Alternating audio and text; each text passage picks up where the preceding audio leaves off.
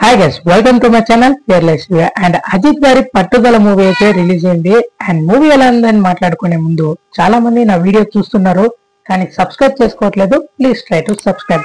అలాగే నా వీడియో కనుక నచ్చితే లైక్ చేయండి, షేర్ చేయండి, బెల్ బటన్ ని ఆల్ అయితే సెట్ చేసుకోండి. నేను చేసే ప్రతి వీడియో నోటిఫికేషన్ అయితే మీకు ముందు వస్తుంది. అండ్ మూవీ ఎలా ఉందని మాట్లాడుకుంటే ఇదైతే ఒక జస్ట్ డీసెంట్ మూవీ అండ్ ఇది ఒక suspense thriller movie. Movie main part ఏమంటే ఒక కిడ్నాప్ జరిగింది అండ్ ఇది ఒక రీమేక్ మూవీనే, హాలీవుడ్ మూవీ.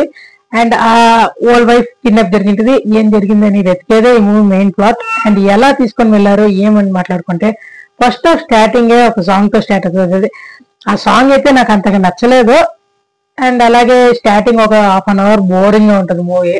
అండ్ అలాగా మెల్లమెల్లగా పోతా మూవీ అయితే స్పీడ్ ఎత్తుకుంటది.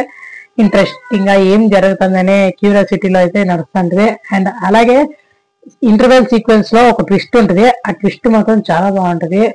అండ్ అలాగే సెకండ్ హాఫ్ గురించి మాట్లాడుకుంటే సెకండ్ హాఫ్ అయితే చాలా ఇంట్రెస్టింగ్ ఉంటుంది. ఫస్ట్ హాఫ్ అయితే కొంచెం బోరింగ్ ఉంటుంది కానీ సెకండ్ హాఫ్ మాత్రం చాలా ఇంట్రెస్టింగ్ గా నడుస్తుంది. ఆ ఫస్ట్ హాఫ్ లోపల మనకి ప్రెసెంట్ పాస్ట్ అని చూపించేది అయితే కొంచెం ఇరిటేటింగ్ అనిపిస్తుంది. బట్ సెకండ్ హాఫ్ లో మాత్రం ఆ సస్పెన్సింగ్ గా తీసుకొని పోయే విధానం, ఆ థ్రిల్లింగ్ ఉంటుంది మూవీ.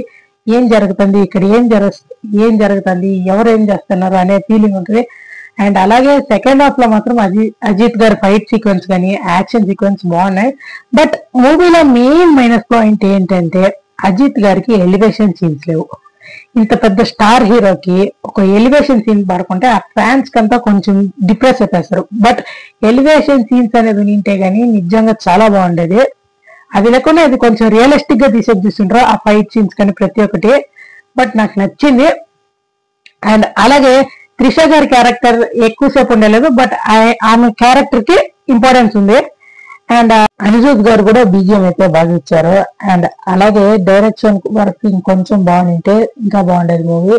అండ్ అర్జున్ గారి క్యారెక్టర్ కూడా బాగుంది డిఫరెంట్ గా. అండ్ అలాగే రెజీనా గారి క్యారెక్టర్ కూడా ఈ మూవీలో బాగుంది. అండ్ ఓవరాల్ గా మూవీ అయితే పర్లేదు, బాగుంది. బయట వచ్చే టాక్ ప్రకారం అంత వరస్ట్ గా అయితే లేదు. సినిమా అయితే చూడొచ్చు, నాకు నచ్చింది. అండ్ ఈ మూవీకి నా రేటింగ్ 3.2. అండ్ మీకు ఎలా అనిపించిందో కింద కమెంట్ రూపంలో అయితే తెలియచేసేయండి.